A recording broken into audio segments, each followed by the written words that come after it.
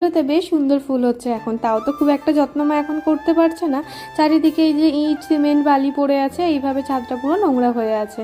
তাও যতটা পরিচর্যা করতে পারছে এইসবের মধ্যে ফুলগুলো কিন্তু খুব সুন্দর লাগছে।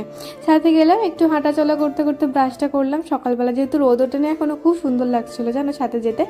তারপরে দেখো মুখ টুক ধুয়ে আমি চলে এসেছিলাম রান্না বসানোর জন্য ফ্রেশ হয়ে, কারণ এখন তো সকালবেলায় রান্না করে নিতে হচ্ছে, নইলে তো আমি প্রায় 10টার পরেই রান্না বসাতাম ঘুম থেকে উঠে। মিস্ত্রি যেহেতু কাজ করবে এই জায়গাটায় আর আসা যাবে না, সেই কারণে সকাল সকাল উঠে রান্না করে নিচ্ছি। আজকেও শুধুমাত্র শাকের তরকারি করেছিলাম, ডাল করেছিলাম আর আলু সেদ্ধ দিয়ে দিয়েছিলাম। কোনো ভাজাভুজিও আজকে করিনি, তাড়াতাড়ি করে কমপ্লিট করতে হবে বলে। রান্না করতে করতে আমার আগের দিনের ভেজানো চিয়া চিপসের জলটাও খেয়ে নিচ্ছিলাম। এটা তোমাকে খেতেই হয়, ডেলি খাই আমি, এটা তোমাদেরকে আগেই বলেছি। তো তারপরে আমি যাব আমার খাবার খাওয়ার জন্য। আমি তো ঘুম থেকে ওঠার কিছুক্ষণের মধ্যেই খিদে পায়, আর আমি সকালবেলা কিন্তু ভাতই খাই। আমি দেখো আমার খাবার নিয়ে চলে এসেছি, আর আমি কিন্তু এখনও কার্টুন দেখতে দেখতে ভাত খাই। তো কার্টুন দেখতে দেখতে আমি ভাত খেয়ে নিচ্ছিলাম। শোনাই বলে যে তোমার সব ভিডিও দেখি আর আমি ইন্সপায়ার হই, আমার খুব ভালো লাগলো তোমার এই কথাটা শুনে। আমি একজন মধ্যবিত্ত ফ্যামিলির মেয়ে আর বউ, ছোটোখাটো ভিডিও বানাই, অনেক দিন হয়ে গেছে, কিন্তু এখনও পর্যন্ত সেরকম আমি কিছু করে উঠতে পারিনি।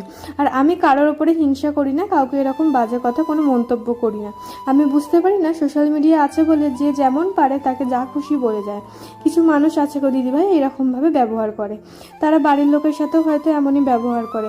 কারোর কথায় কান দিও না দিদিভাই, তুমি যেভাবে ভিডিও বানাচ্ছ ওইভাবে বানাও। 90% লোক তো তোমাকে ভালোবাসে, 100%-এর মধ্যে অনেক ভালোবাসা রইলো দিদিভাই তোমার জন্য, আগামী দিনে অনেক ভালো কাজ করো। থ্যাংক ইউ সো মাচ আমাকে এতটা সাপোর্ট করার জন্য।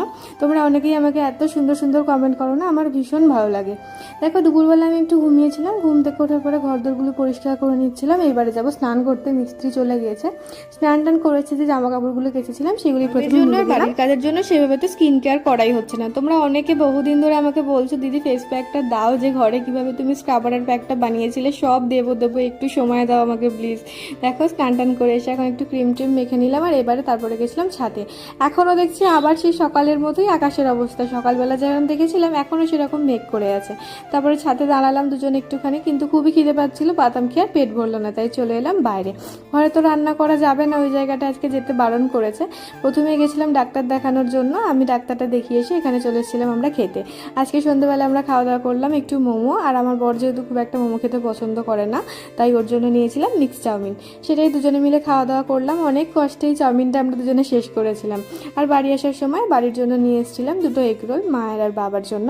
আর খেয়েছিলাম হচ্ছে একটু কোল্ড ড্রিঙ্কস আর আইসক্রিম। তারপরে রাত্রে বেরিয়েছিলাম একবার চা খাওয়ার জন্য, সেটার ক্লিপ আর এখানে দিলাম না। আগের ভিডিওতে ভানু বলেছে দিদিভাই তোমার ভিডিও অনেক ভালো লাগে, থ্যাংক ইউ। মিষ্টি বলেছে তোমার ভিডিও খুব ভালো লাগে দিদিভাই, থ্যাংক ইউ। তিতলি কুইন বলেছে খুব সুন্দর